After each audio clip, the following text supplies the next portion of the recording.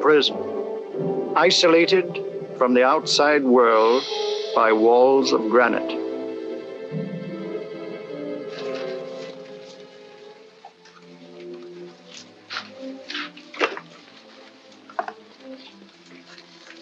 They say you could get out of here by merely telling what you know. You may or may not be another Scotland Yard bloke, but I'll give you the same answer I gave the others. I still have 2 years, 8 months, and 6 days left in which to make musical boxes. That'll be sold at auction for the benefit of this delightful sanctuary. And I intend to serve them.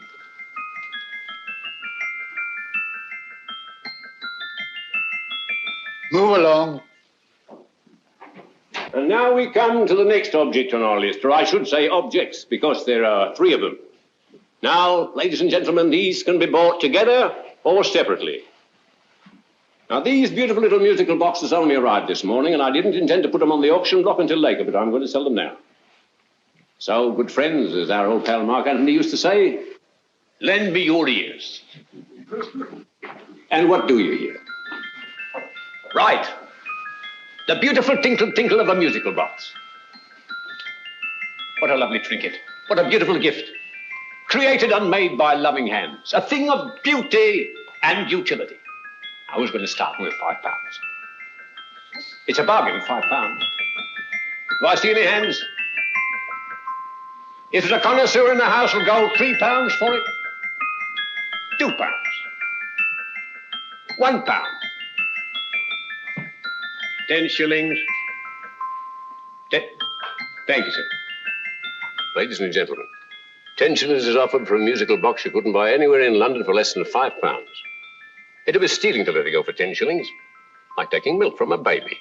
All right, we're selling for 10 shillings. 10 shillings, 10 shillings is offered, 10 shillings is offered, 10 shillings is offered. Will anybody give him £1? Will I give him £1? Oh, won't someone give me £1? £1, £1 is offered, £1 is offered, ladies and gentlemen, £1 is offered. It's against you, sir. Will you go to £2? We go to £2, sir. £2. £2 is offered. £2 is offered. Going once, twice, third and the last call. Sold to the gentleman for £2. Sorry, my dear. Now, ladies and gentlemen, comes the opportunity to purchase an exact duplicate of the beautiful little musical box just bought by this gentleman for the ridiculous low price of £2.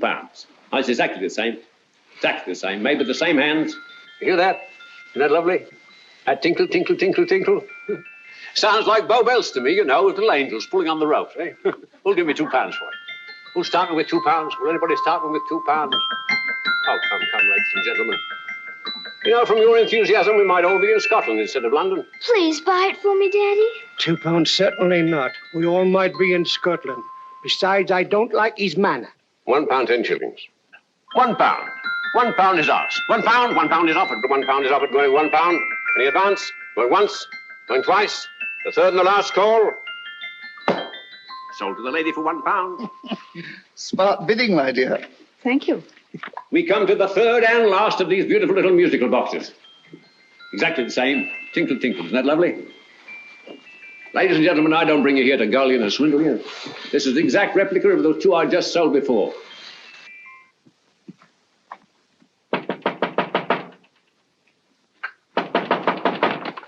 We're closed. But this is extremely important.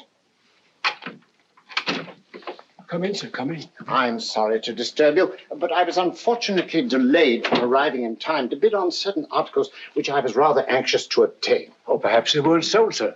We are carrying several things over. What might the articles be, sir? 3 identical musical boxes, about so large. Oh, I'm sorry, sir, but they were sold. Pity you weren't here to bid on them.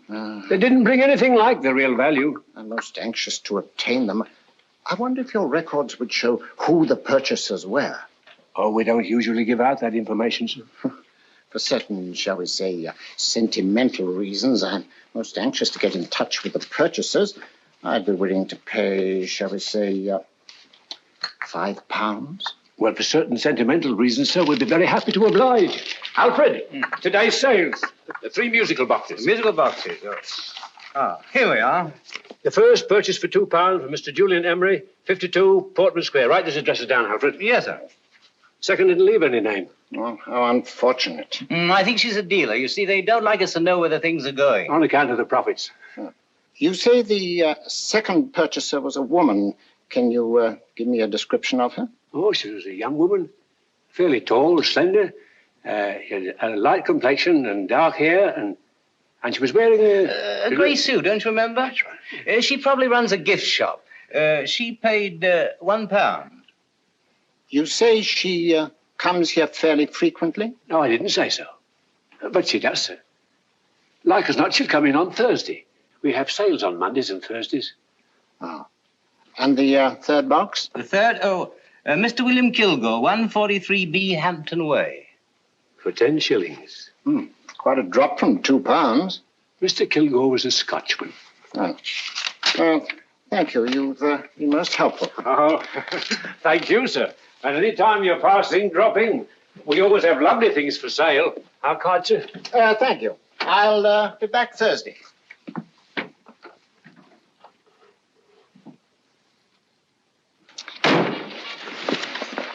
The message reached us too late. Musical boxes are being sold. Well, let's get out of here.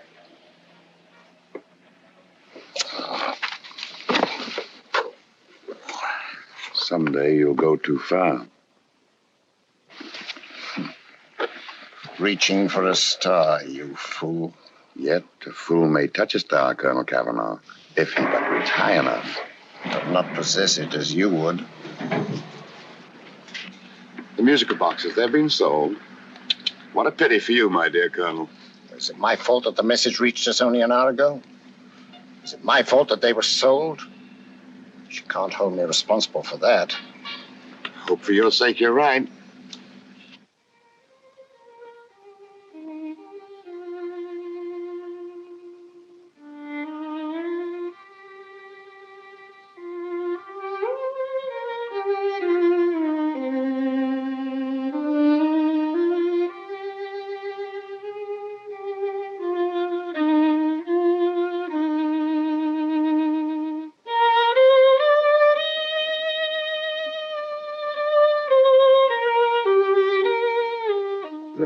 Upon you tonight at 7:45, a gentleman who desires to consult you upon a matter of the very deepest moment. Remember that letter, Holmes? It was written over 2 years ago. An interesting case. Devilishly interesting. Irene Adler. What a striking-looking woman from the brief glance I had of her. Seems only yesterday. What charm. What poise. And what a mind.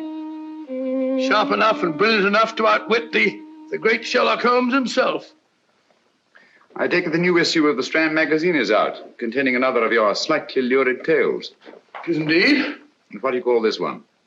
I call it A Scandal in Bohemia. Not a bad title, eh?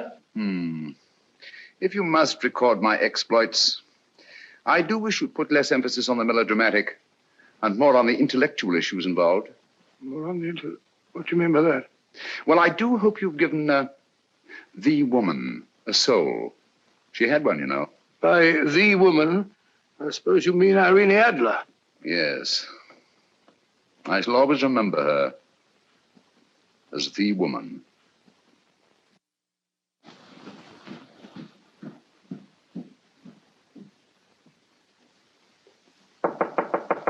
Come in. I think.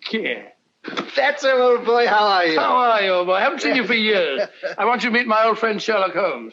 Holmes is the stinky. In other words, Julian Emery. How do you do, Mr. Emery? Watson has often spoken of you. Oh, has he? Yes, we were at school together. Yes, more years ago than I care to remember, but you didn't come in here just to remind me of that. No, I just happened to be in the neighborhood and saw your lights burning, so I took the liberty of looking you up. Still writing your mystery stuff? Yes, there's a new one out this week. Good, I never miss them. Oh, good, thanks. I say that bandage makes you look very interesting. Still poking your nose into other people's business as usual? Who hit you? I haven't the foggiest notion. Somebody knocked me on the head in my own living room, and then proceeded to commit the most idiotic burglary you ever heard of. Fellow must have been balmy as a coot. Balmy? Why? Come sit down, old boy. Would you like a cup of tea? Huh? Oh, all right. I'll go and tell Mrs. Hudson about it. Yeah. Why do you say the robbery was idiotic, Mr. Emery? Oh, simply from the fact that with about £5,000 worth of musical boxes in my living room, the thief, who I caught in the act, made off with one that isn't even worth £5. I gather you're a collector of musical boxes. Yes, I am indeed. Some of them are very beautiful, but not the one that was stolen. The thief evidently grabbed the first thing that came to his hand when he heard me coming into the room. Still, it's rather odd, isn't it, that having disposed of you, he didn't pick up something more valuable. Mm-hmm. Was there anything unusual about the stolen box? No, nothing at all. No, I picked it up in the south of France, several years ago. You say you have many valuable music boxes, and yet the thief made off with one that isn't worth £5. Sounds like rather an intriguing little problem. Well, I take it that he was just an ordinary petty thief and didn't know the value. That is a possible explanation, and yet I venture to say that the average petty thief has a more extensive knowledge of the value of objet d'art than the average collector. Well, anyway, that's Scotland Yard's theory. They didn't get very excited about it. That's consistent anyway. I wonder if I might see your collection, Mr. Emery. Oh, of course you could, yes. Nothing a collector likes more than showing off his trophies. When would it suit you? No time like the present. Good. My place is just round in Portman Square. Shall we? Yes, right. Hello? Where are you going? Stinky hasn't had his tea yet. Oh, I'm sorry. We're going round to my place, where I'm going to give you something better than tea. Now, this one was made for Louis XV, and is one of the very few still in existence from that period, and a particularly fine specimen at that. Charming, isn't it? Quite. They all sound to me like a lot of mice running about on a tin roof. I'm afraid you have no ear for music, Watson. Give me a good old band playing a rousing march. You have all your silly little tweets.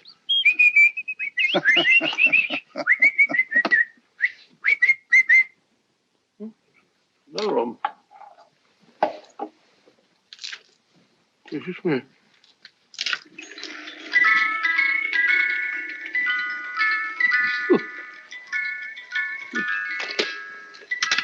Stupid thing. Singing rabbit. What would you say offhand is the value of a box like that, Mr. Emery? Well, it's hard to say offhand, but I think we'll bring about £500 or £600 today. It's the gem of my collection. If a thief who steals an oddity like a musical box passes up one worth £500 for one of almost no value at all. Odd. Very odd. What was the stolen box like, Mr. Emery? Oh, just a plain wooden box about so big. Mm-hmm. As a matter of fact, I have one over here almost exactly like it. I picked this up yesterday at an auction room in Knightsbridge. Paid only £2 for it. Of course, I wouldn't in the ordinary way add one like this to my collection, but the tune intrigued me. I'd never heard it before.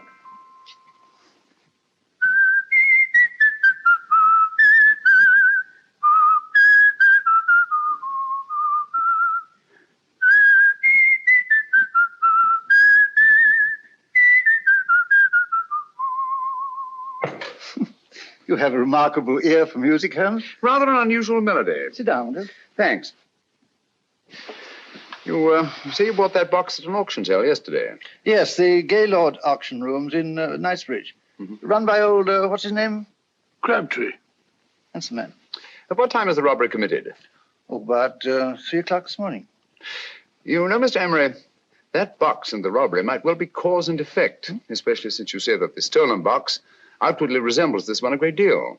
And Scotland Yard were not particularly interested, eh? Oh, yes, but I wouldn't blame them for that, especially as I told them I was quite unable to describe the thief, except, of course, for the fact that it was definitely a man. All you remember is that you came in here and someone struck you on the head. Yes, and the next thing I knew, my man was trying to revive me. It might be wise for you to put that box away somewhere and lock it up. Oh, I don't think that's necessary. Besides, everything's insured. Well, at least if any further attempts at robbery are made, I'd suggest that you call the police, rather than running into any personal danger. Oh, come, Holmes, aren't you being a bit of an alarmist? Possibly. Well, I must agree with old Stinky. Seems to me you are making rather a mountain out of a molehill. Molehill is the word, old boy, and it's time you were in bed. Thanks so much for letting us see your place. Now the best. It's been glad meeting you. Holmes, I can't understand why you were so mysterious. Seems to me the petty thief explanation was the only sensible one. Really? Yes, I can't see how you can believe it was anything else. I didn't say I believed it to be anything else. The petty thief theory is the obvious one, I grant you. However, it's often a mistake to accept something as true merely because it's obvious. The truth is only arrived at by the painstaking process of eliminating the untrue. We are not able to do that in this case without further data. Rubbish, you're pulling my leg. You're trying to turn a tuppenny halfpenny robbery into an international plot. No, I'm not. I just hope that your friend Stinky is a little more cautious in the future. Just in case.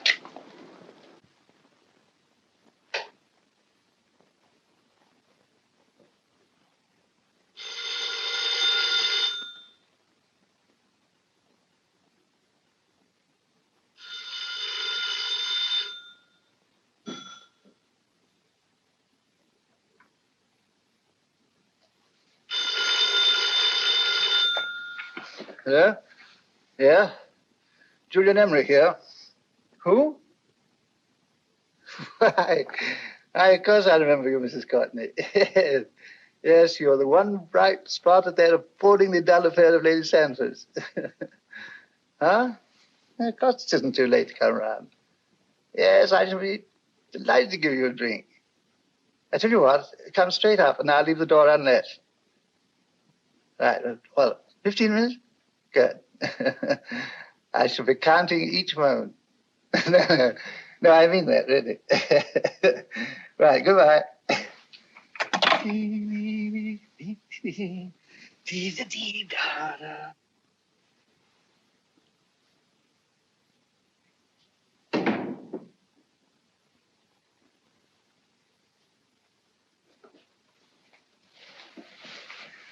Boo! Oh, you startled me. Did I? Yes. Must be the pixie in me. I know I shouldn't have called you so late, but I was at a party just around the corner, and I remembered your invitation to see your collection of musical boxes. My dear Mrs. Courtney, pleasure is all the greater for being so unexpected. My friends called me Hilda. Thanks. Mine called me Stinky. Stinky, how quaint. Oh, what a perfectly wonderful collection of musical boxes. You know, when you told me you had a collection, I had no idea it was so attractive. Yes. They appeal to the ear as well as to the eye. Oh, what a plain little one. Why, it looks just like a country cousin amid all this grandeur. No. You mustn't underestimate the country cousin. Only last night a burglar broke in here, and with all these to choose from, went off with one very much like it. Really? Yes, I don't mind the loss of the box so much, but I do resent this crack on the skull. But it makes you look so interesting. Oh, do you think so? Uh-huh. It's funny, that's what old Fatso said. Fatso? I mean, Dr. Watson. He was here this evening with a friend, a Mr. Holmes. He's interested in my collection, too. Sherlock Holmes? Yes. Do you know him? I've heard of him. Yes, he seems to think I'm in some sort of danger. What a haunting tune. It takes me right back to my childhood. Really? You know, it's odd that you should be interested in that particular musical box. Odd? Why? Because Mr. Holmes is also interested in it. He may have been more interested in the tune than in the box. My dear, yes, that's right. I remember now. He whistled it note for note, having heard it only once. Really? He must be a remarkable man. Bit of an alarmist, if you ask me. Don't you believe in warnings? Of course not. Who'd want a box like that? I would. You're not serious. Oh, but I am. Well, you put me in a very awkward position. I'm a collector, you know. And the collector buys but never sells. But if the price were high enough... The price has nothing to do with it. It's the principle of the thing. Yes, well, we haven't had our drink. No, thanks. I must be getting along. Must you really? I'm afraid so. You're not walking out on me, are you? My reputation. Stinky. I say, you know, you are an attractive woman. Thanks.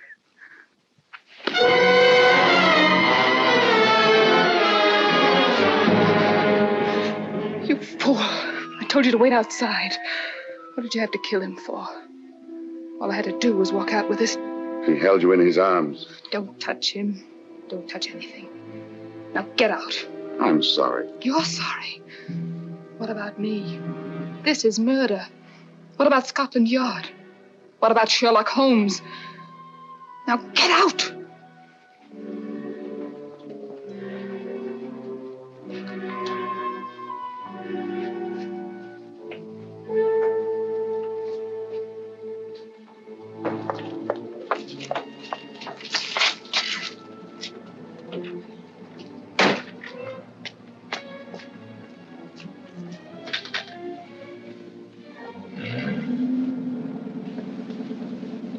Did you get it? Good. Did you have any trouble with him? Just a matter of murder. Ah, Mr. Holmes. Hopkins. Thanks for coming so promptly. Inspector Lestrade suggested that I call through to you. Mr. Emery was the client of Mr. Holmes, Inspector. Indeed. You didn't mention that when I telephoned you, Mr. Holmes. Well, not exactly a client, Inspector. Sergeant Thompson? He was killed between the hours of 11 and 2 o'clock this morning, Mr. Holmes.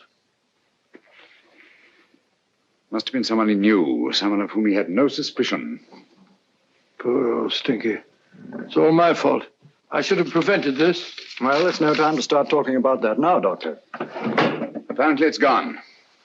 That's the second attempt on the musical box that Emery bought at the auction sale. And this time it was successful.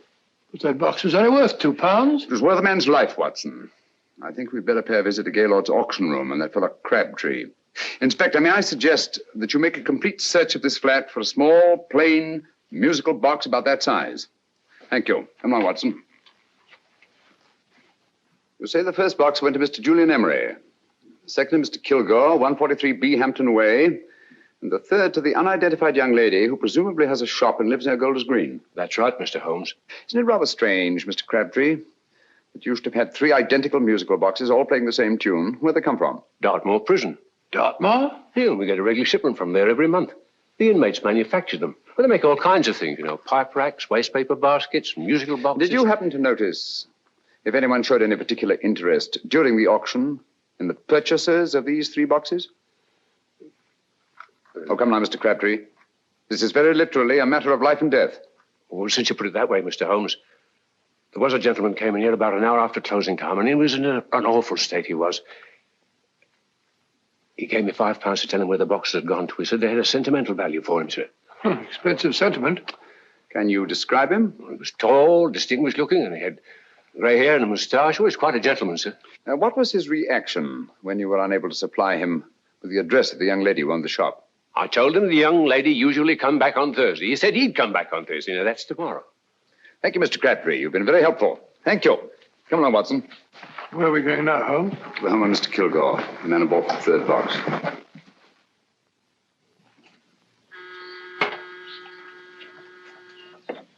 But hang it all, Holmes, how do you know those other 2 musical boxes are of any importance? I don't, but I certainly have no intention of waiting until the owners are murdered to find out.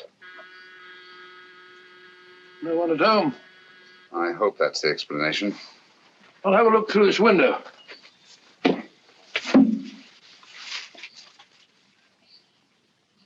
Doesn't seem to be anyone there.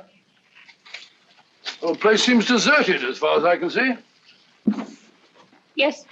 Mr. and Mrs. Kilgore at home? No. When do you expect them? Oh, in an hour or so. There's no use your hanging about. They don't buy nothing from peddlers. Peddlers? My good woman, this is Mr. Sherlock Holmes. Sherlock Holmes? Oh, go on. Do you mind if we come in and wait? My business is rather urgent. Well, I've got to go out and do my shopping. And I don't know as Mrs. Kilgore like any strangers nosing about. Quite all right, I assure you. Well, I've got to be off. You 2 wait in the parlour. And no smoking either.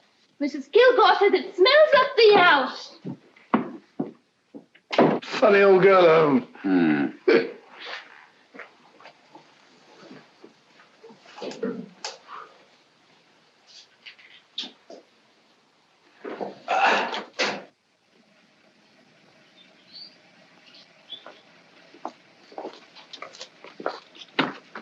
Park Lane. Park Lane? And what would the likes of you be doing in Park Lane? Now, don't worry about the fare, Ducky. If you knows how to get to Park Lane, up it.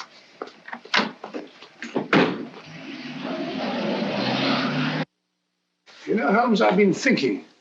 There must have been something hidden in that box of old Stinky's. Stolen jewelry, possibly. What's up, Holmes? Listen. What's just the steam in the water pipes?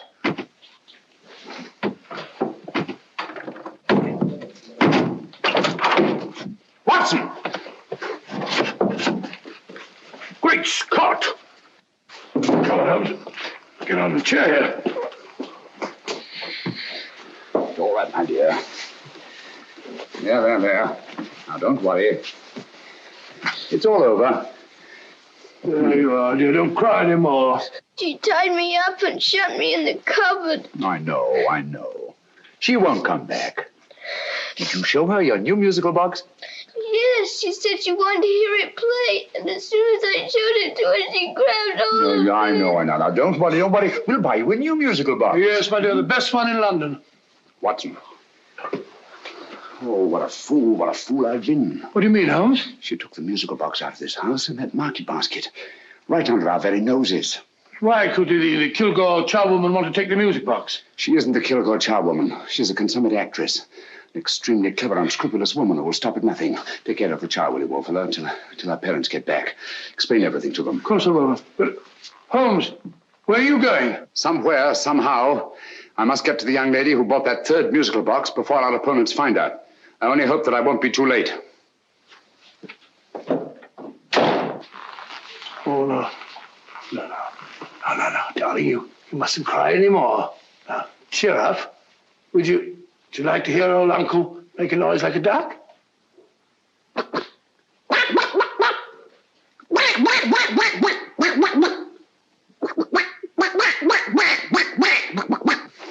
Oh, sorry.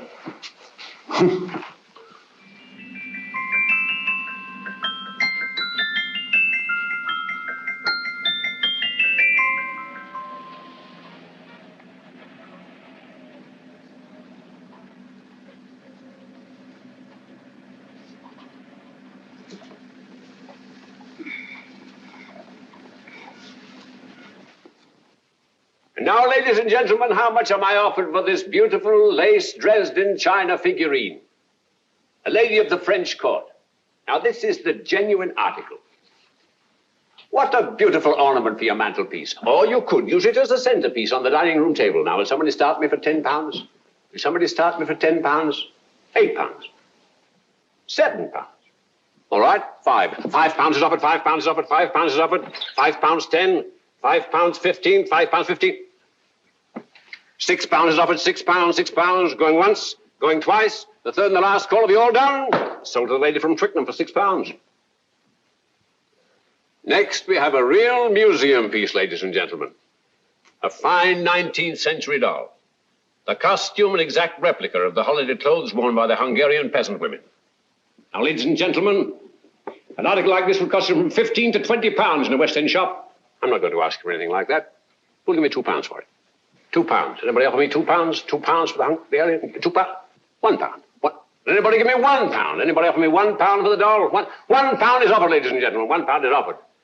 Now, I'm not going to waste your valuable time or mine in trying to get one half of what this beautiful doll is worth. If the young lady can steal it for £1, that's her good fortune. So it's going once, it's going twice, the third and last call. Any more? Sold to the young lady for £1. And now, ladies and gentlemen, may I draw your attention to something which may be a great surprise to you, worthy of any collection. The only other one like it is in the British Museum. It's a Ming vase of the 7th dynasty. This vase lay in a large collection somewhere outside Rome for over 2 centuries, I understand. It was discovered there by the noted antiquarian Sir Andrew Coppleston. Now, some of you may remember Sir Andrew Coppleston. Besides being a noted traveller and antiquarian, he's also a gentleman rider.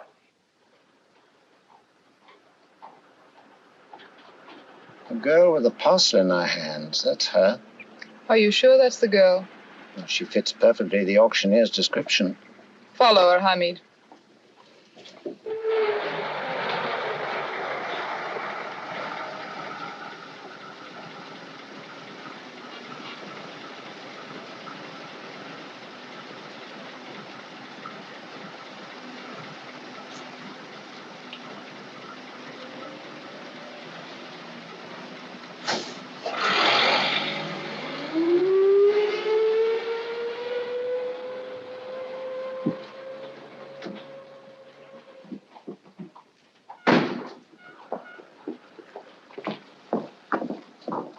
It's lovely, dear. And only £1.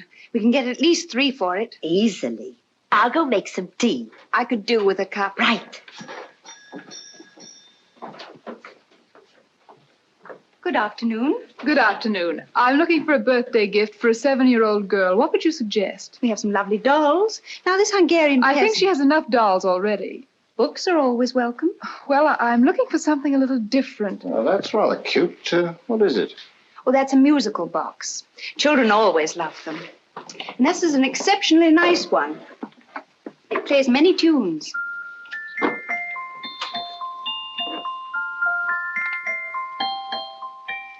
Have you any others? Yes. If you'll just step this way. I have only 2 left.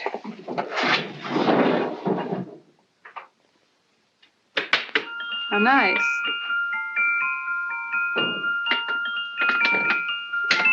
Are you sure this is all you have? I'm sorry.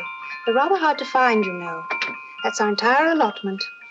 I did have one other, but I sold it earlier this afternoon. But it was only a plain wooden one. It wouldn't have been a very nice gift for a child. Really? Do you happen to know who the purchaser was? Why, yes. He left his card, just in case anyone should inquire for him.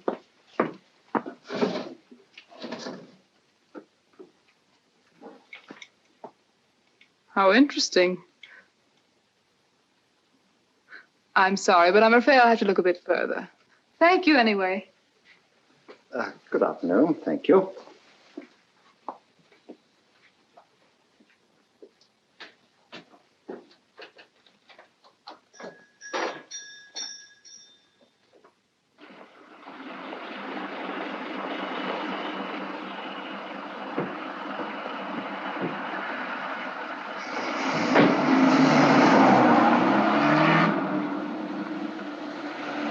Heavy!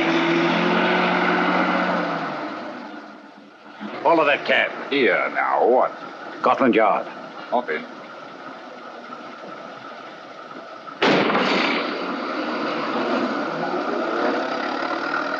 Sherlock Holmes. I might have known. We thought we were the hunters, instead of which we're the hunted. We've been fools. We played right into his hands. Of course. He's had us followed. Don't look. The man in front of the toy shop. Hamid, turn sharp right at the next corner and again at the next.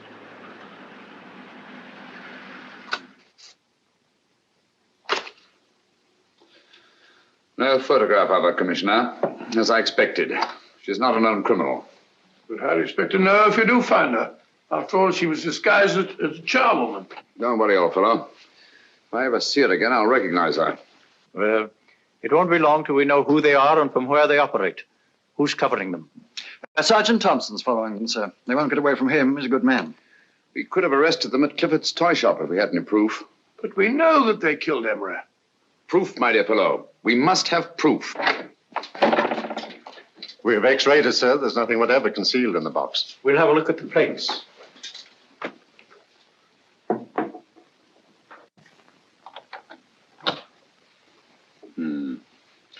There must be some clue.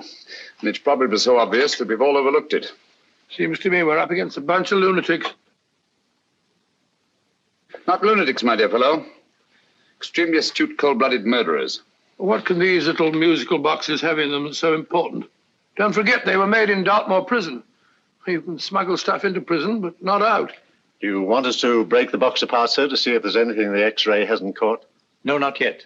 Do you mind if I take it? Certainly. Thanks.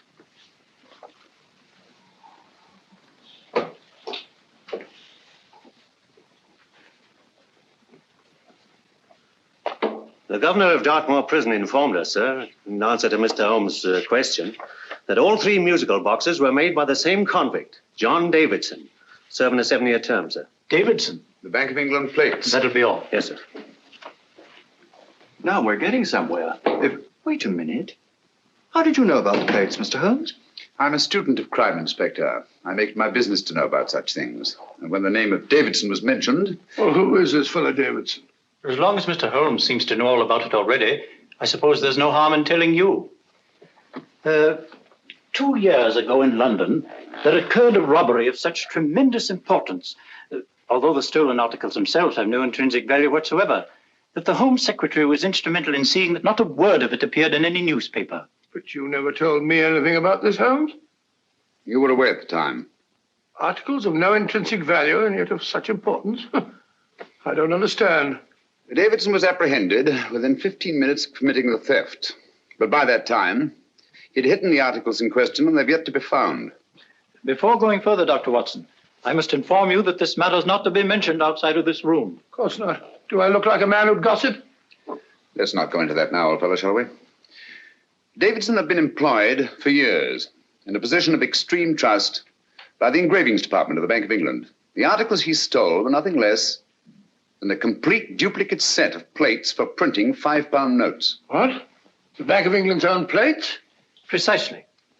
And with those plates, a gang of crooks could flood England with £5 notes, not forged in the usual sense of the word, but notes undetectable from genuine Bank of England notes in any way whatsoever. Good heavens.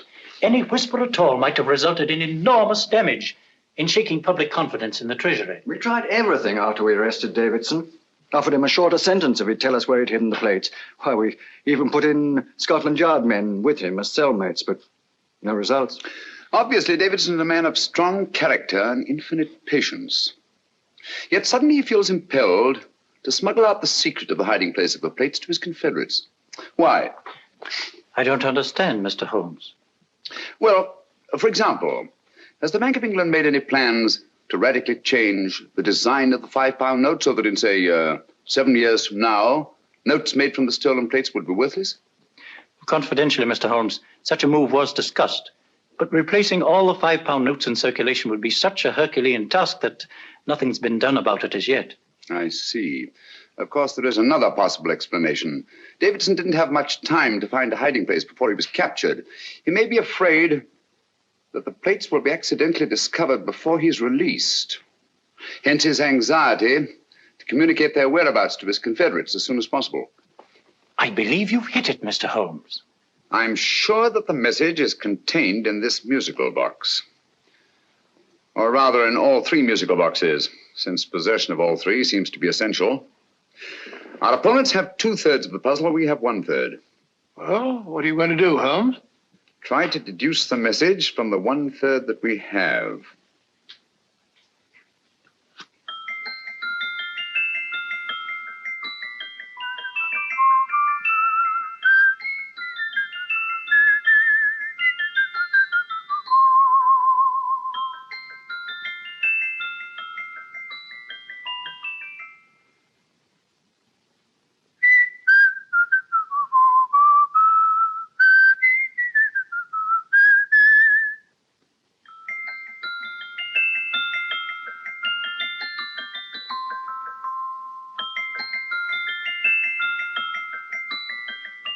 It's the same tune as the one played by Emery's musical box.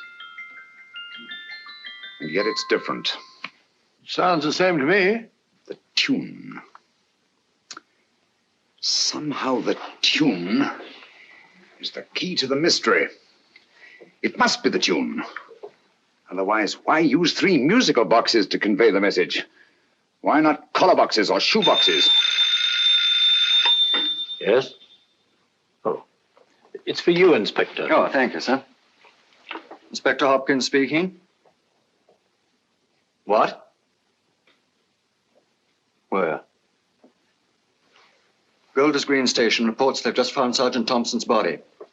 From the tire marks on his clothes, he was apparently run over by a taxi. What an unfortunate accident. Not an accident, my dear fellow. I'm afraid it's murder.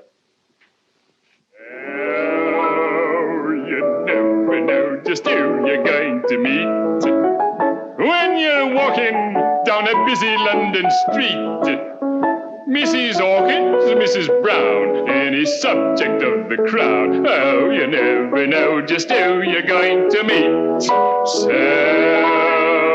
you better hold your topper in your hand, just in case you meet a lady on the Strand.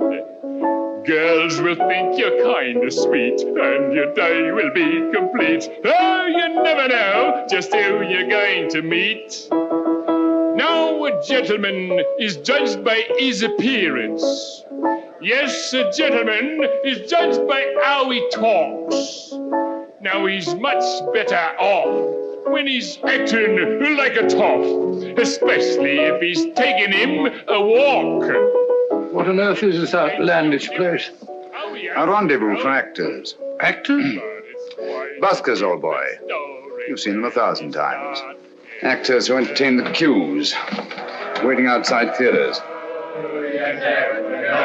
Who you going to meet when you're walking down a busy London street? So you better wear your best, go advised to look your best, 'cause you never know just who you're going to meet. So you better keep your manners right in view, just in case a lion gives a how'd you do.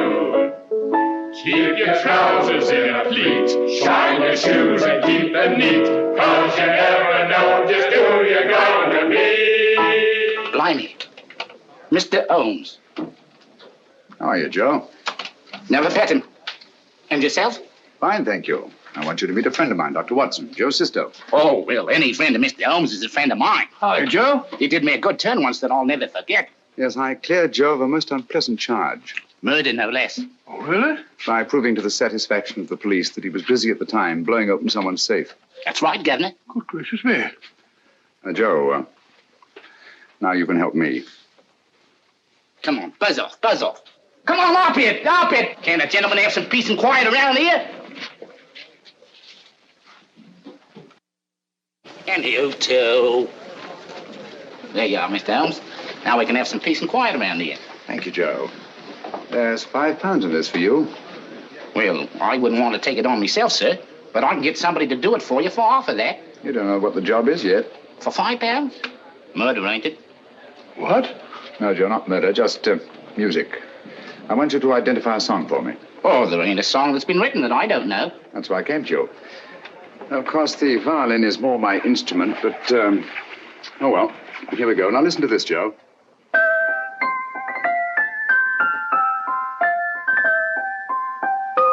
Wait a minute. You're playing that wrong. That should be E natural, not E flat. You know the song? Oh, yes. It's an old Australian song called The Swag Man. But you're playing it all wrong. That's what I hoped you'd say. Now listen again, Joe.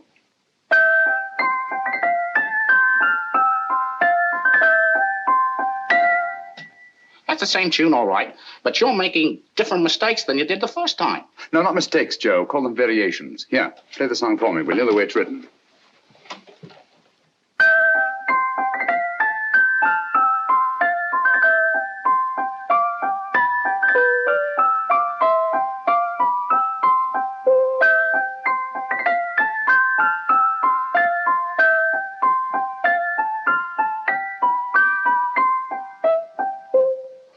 Yeah. Thank you, Joe. What's it mean, Holmes? Are you onto something? Perhaps. I don't know yet. It's probably a code of some sort. Joe, could you write the song down for me? The way it was originally written? Oh, sure, Mr. Holmes. But it'll take a few minutes. Mm-hmm. Here, Mabel. Pale ale. Come on, up to it. Along with it.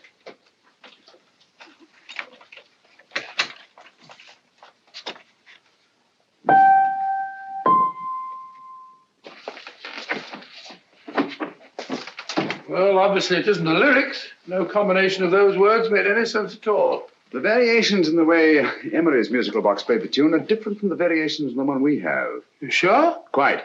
You see, I took the trouble to memorize the tune as played by Emery's box that night we were with him in his flat. Holmes, you amaze me. Elementary, my dear fellow. One of the first principles in solving crime is never to disregard anything, no matter how trivial. But why are there 3 boxes? Why not 1? Because the message was obviously too long to be conveyed by any one variation. Then there's the 3rd box, the one that woman took from the Kilgores. That contains yet another set of variations. Yes, well, it's all beyond me. Well, all we have to do now is to find the secret of the variations. Not a very easy problem to solve, my dear fellow.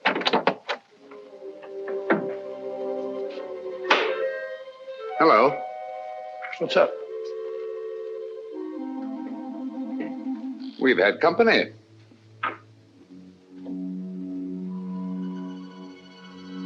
I say, this is outrageous. Ask Mrs. Hudson to come in here, will you? Right.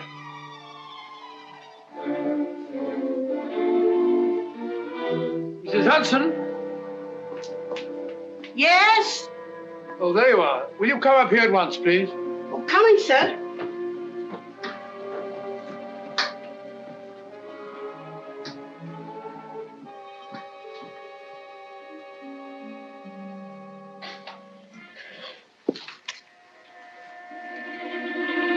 Mercy me, Mr. Holmes.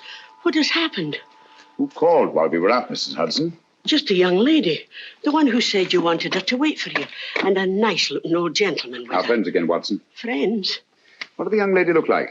Oh, I couldn't see her face. She had a heavy black veil on. But she had such a nice way with her. Oh, I'm sorry, Mr. Holmes, if I've done anything wrong. But you did say I should always let clients come in and wait for you. Don't worry, Mrs. Hudson, don't worry. You had no way of knowing. It's quite all right, quite all right. Now, don't worry, Mrs. Hudson. Don't worry. Where on earth's the musical box? They didn't get it. Didn't get it? Where is it? It's in your hand. Huh? In that biscuit jar. Take the biscuits off the top. Now put your hand inside, and you'll find the music box. Well done, Holmes. Well done. Amazing.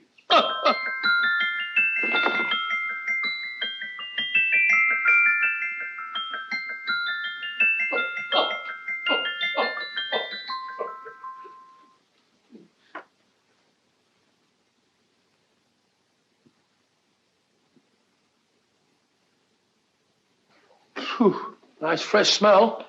Like a pub after closing time.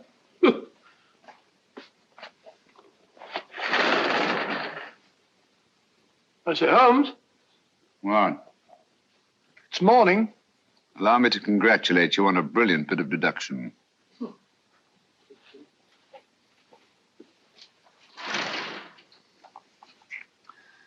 It's not a transposition, not a polygraph transposition, not a trigraph, nor any known form of decoding. How about the Morse code? Have you tried that? Yes, at about 3 o'clock this morning. I'm sorry, old man. I was only trying to help.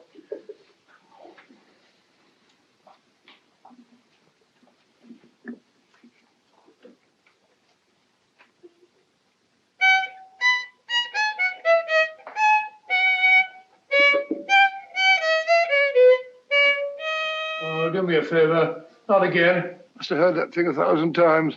Kept me awake all night.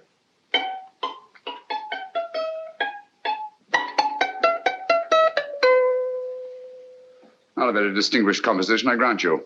You know perfectly well I don't know one tune from the other. When I was a kid, my people tried to have me taught the piano. I've always felt sorry for that old teacher of mine. The poor old girl finally reached the point of numbering the keys for me. 1, 2, 3, 4. Even then, I never progressed beyond... Numbering the keys, Watson.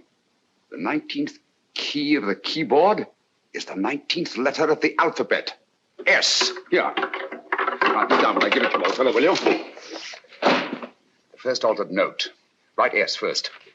Now, the 8th key is H. The 5th key, E. The 12th key, L. The 6th key, F. S-H-E-L-F. Shelf. Your piano lessons were not in vain, old fellow. You've solved it. Thank you. Thanks, old man. Hold it. We now have 2/3 of the message. Behind books, third shelf, secretary, Dr. S. Presumably, these are the first and second portions of the message.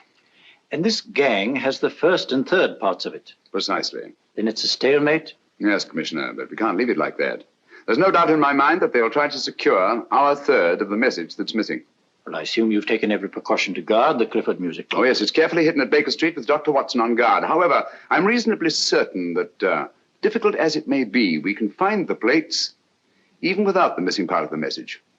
Behind books, third shelf, secretary, Dr. S.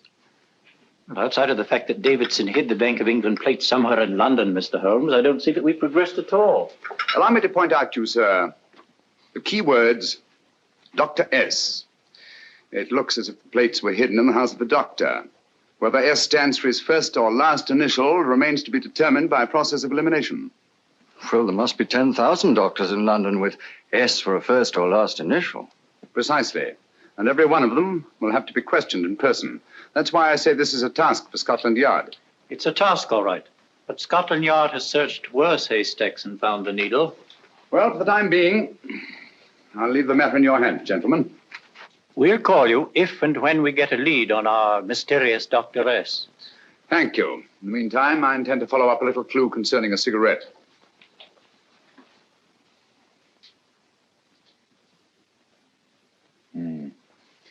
You're certain of the identification of the tobacco?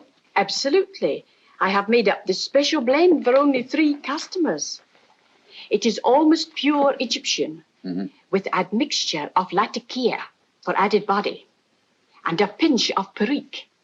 Merely a whisper, as one might say, for elusive fragrance. Yes. And the 3 customers? Major Wilson in Bombay, India. Mrs. Catherine Leamington Smith in Ireland. Yes, and the 3rd? Mrs. Hilda Courtney of Park Mansions, Bryanston Square. Thank you. Thank you very much. You've been most helpful. It is a pleasure to have been of service, Mr. Holmes.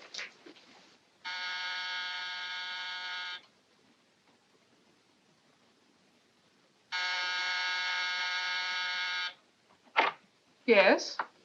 Mrs. Courtney? Yes. My name is Sherlock Holmes. Oh, do come in. Thank you. I've heard of you, of course, Mr. Holmes. I believe we have a mutual friend in Sir Edward Brookdale. He's spoken to me of you quite often. Indeed. And to what good fortune am I indebted for this visit? I think you know Mrs. Courtney. Well, I did get a summons for speeding last week. But outside of that, I don't think I'm of any interest to the police. Oh, come now, Mrs. Courtney. You seem to forget that you and I have met before. I'm sorry. I'm sure I would have remembered meeting the great Sherlock Holmes.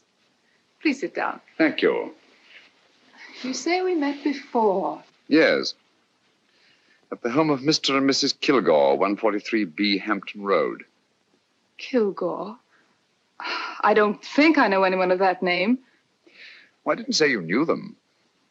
As a matter of fact, you called on them when they were out. I don't understand, Mr. Holmes. Really? And you were dressed rather differently. Indeed.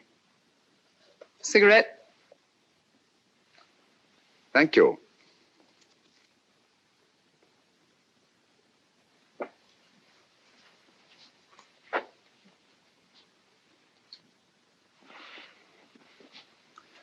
Thank you. You know, Mrs. Courtney, people generally forget, in assuming a disguise, that the shape of the ear is an almost infallible means of recognition and identification to the trained eye. Evidently, you've mistaken me for someone else. Oh, no, not at all. Though naturally, I expected your denial. But when you paid your visit to my rooms at Baker Street, you carelessly left behind another identification. They're identical, aren't they? Yes, I must admit they are. You see, Mr. Holmes, to catch one as clever as you, I had to use a very special lure. I knew you'd be unable to resist the bait of my cigarette, having read with great interest your monograph on the ashes of 140 different varieties of tobacco. I should advise you not to move, Mr. Holmes. I must congratulate you on your ingenuity, Mrs. Courtney. It was indeed a brilliantly designed trap. Thank you, Mr. Holmes. Praise from a master is indeed gratifying. I shall always cherish the memory of your flattering words. Memory? Precisely. I'm afraid these gentlemen have a most regrettable task to perform. Unless, of course, you care to turn over the missing musical box with your pledge to take no action against us in the future. I'm afraid that will be impossible. I thought that would be your answer. Hamid! Careful! Careful.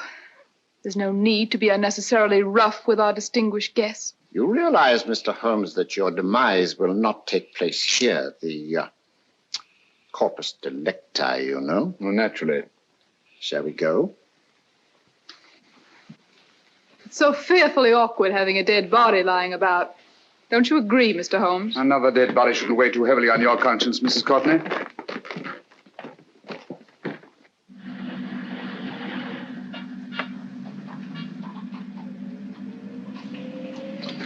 You mind if I have a cigarette? Don't see why not.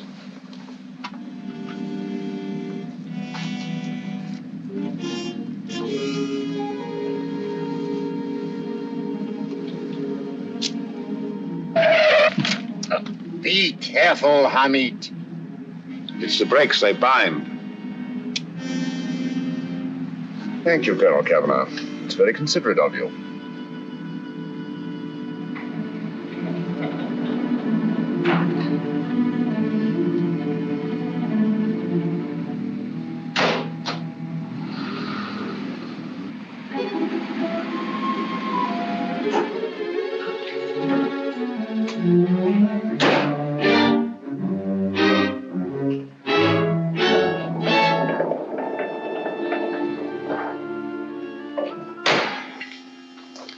You'll be happy to know, Mr. Holmes, that your death will be a painless one.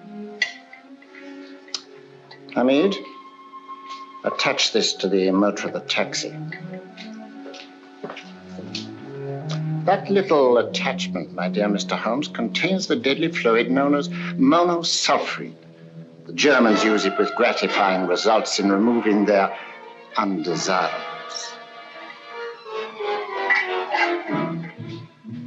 Start the motor.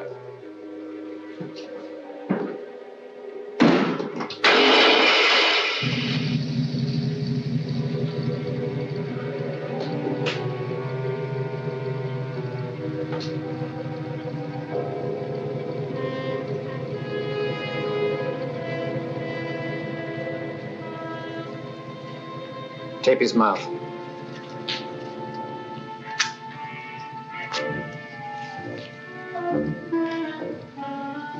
Now, up with him, Hamid.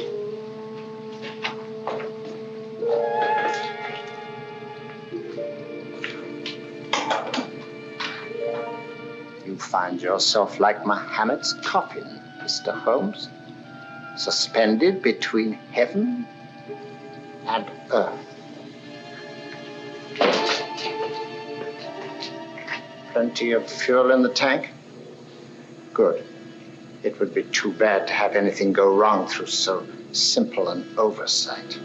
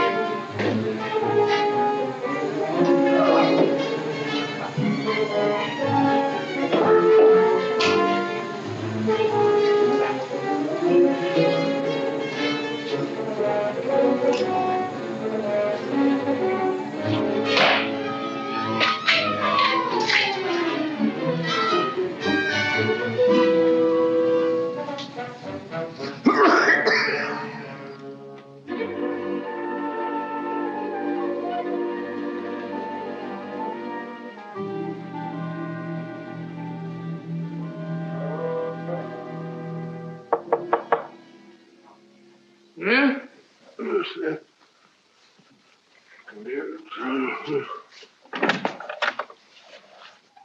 Good afternoon. Mr. Sherlock Holmes? No, I'm Dr. Watson. Oh, of course, Dr. Watson. How stupid of me. Oh, so this is stupid of me.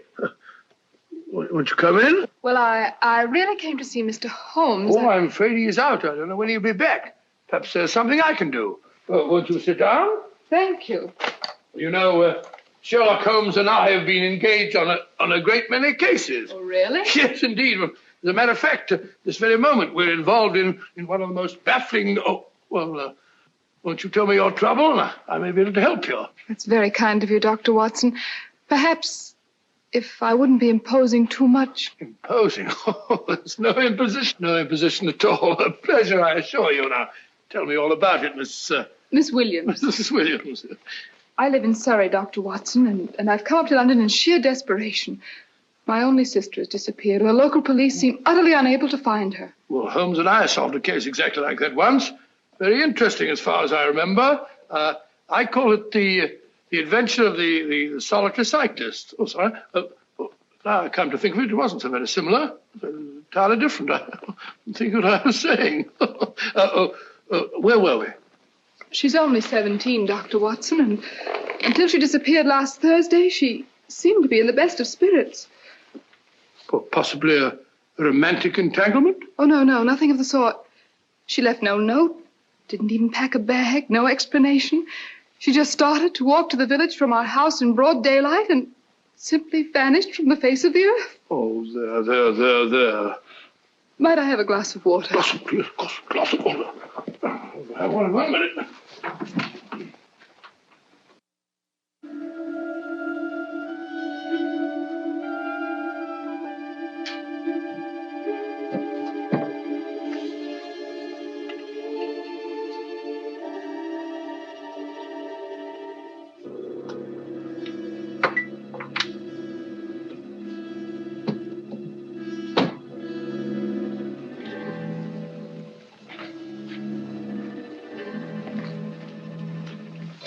There you are, my dear. Thank you, Dr. Watson. No, you're not to cry anymore. You must pull yourself together. Oh, I feel much better already knowing that you're going to help me. Oh, Dr. Watson, look! Good heavens! Get through the fire brigade, quickly! Haven't you a fire extinguisher? By Jove, we have in the kitchen.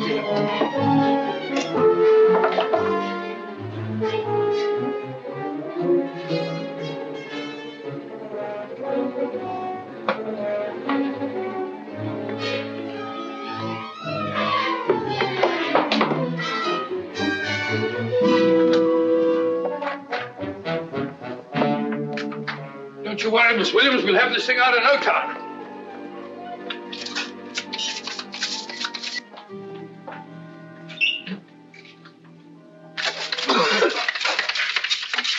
That's got it. Get some air. Well, you see, there was no need for the fire brigade after all. I hope you weren't too frightened, Miss Williams. Gone. What's the trouble with women? They always lose their heads in an emergency. Well...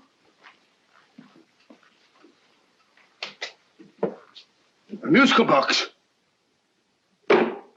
Great Scott!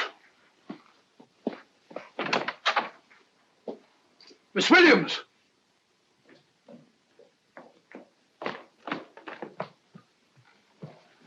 Well,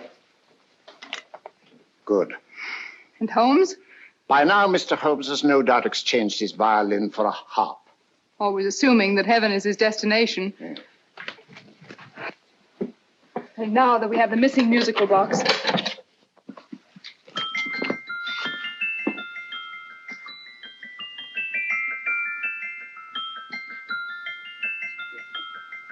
Nineteenth note. 19th letter. Yes. He hasn't been there, you say? Holmes, where on earth have you been? I've been trying to get you at the club, at Scotland Yard, all over London. You were looking for me in the wrong places. Holmes, terrible things happened. I've been duped. That woman, she made a complete fool of me. Well, what do you mean? Well, she came here, let off a smoke bomb. I thought the whole place was on fire, and my first thought was to save the musical box. No need to say any more. She has the box. Yes. Don't blame yourself too much, old fellow. She's an extremely clever antagonist. Smoke bomb, you said? Well, you can console yourself with the thought that your charming friend is at least a reader of yours. What do you mean? If I remember correctly, you wrote about my little experiment with smoke and the cry of fire in a story you entitled A Scandal in Bohemia, which has just appeared in the Strand magazine. All right, oh boy. Don't rub it in. Well, it may cheer you up to know that you made a fool of me, too. That cigarette stub was planted here for one express purpose. We're going to bandaging around this place. Bandaging? What's the matter, Holmes? You hurt? Explanations will have to wait until later. At the moment, we're faced with a problem which I fear is insurmountable. Come over here, old boy, will you? Right. Our opponents are in possession of all three parts of the code. And here are we, while the Bank of England plates pass into their possession. Cheer up, old fellow, cheer up. As Dr. Samuel Johnson once said, there's no problem the mind of man can set that the mind of man cannot solve. What's that, old fellow? I was just quoting Dr. Samuel Johnson. He said there is Thank you, Watson. Thank you. Leaving the front reception room, we come into the main hall, where Dr. Johnson was in the habit of passing through to have his meager meals in the dining room opposite, in company with his friend and biographer, James Boswell. We will now pass up the stairway, which remains in its natural wood finish, just as it was when the good doctor was here. The framed etching on the wall is believed to have been presented to Dr. Johnson by the distinguished painter, Sir Joshua Reynolds. I've been told here that that picture was given in by Mrs. Thrale, and it's definitely not a Reynolds. Is that important, my dear? Oh, I'm sorry. This way, ladies and gentlemen, please, this way. Move along, children, move along. The secretary's not on this floor. Patience, Hamid. I've a feeling My that... dear Colonel, with Sherlock Holmes out of the way, what could go wrong?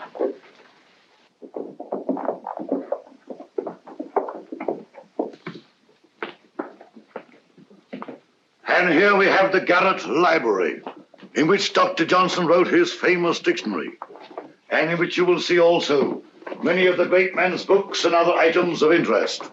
Step forward, ladies and gentlemen, please, step forward. Standing in the corner is the secretary, which contains many of the original works by the literary genius.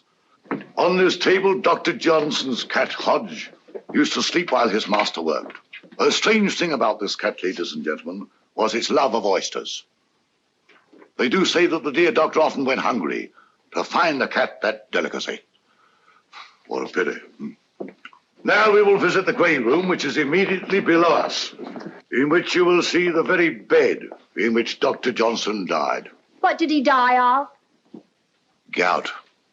Just gout. This way, ladies and gentlemen. Mind the steps, please.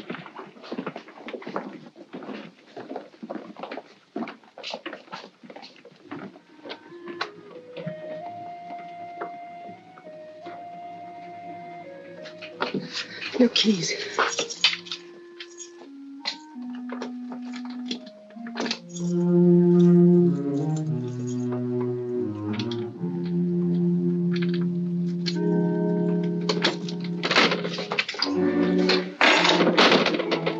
Third shelf up.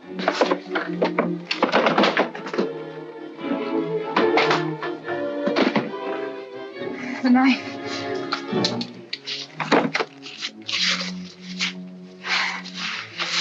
Gentlemen, the Bank of England plates. Well, Mrs. Courtney, so we meet again. No, I shouldn't do that if I were you, Colonel Cavanaugh. I must congratulate you, Mr. Holmes. You're far more clever than I thought. Thank you, Mrs. Courtney. Praise from you is indeed gratifying.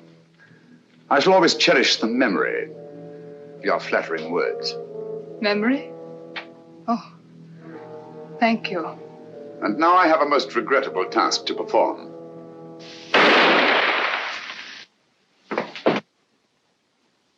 Holmes! Coming, Holmes! Holmes, you all right? Perfectly, thank you, old fellow, but I think this gentleman on the floor requires some medical attention. We must see that he looks his best, you know, when he's hanged. Take them in charge.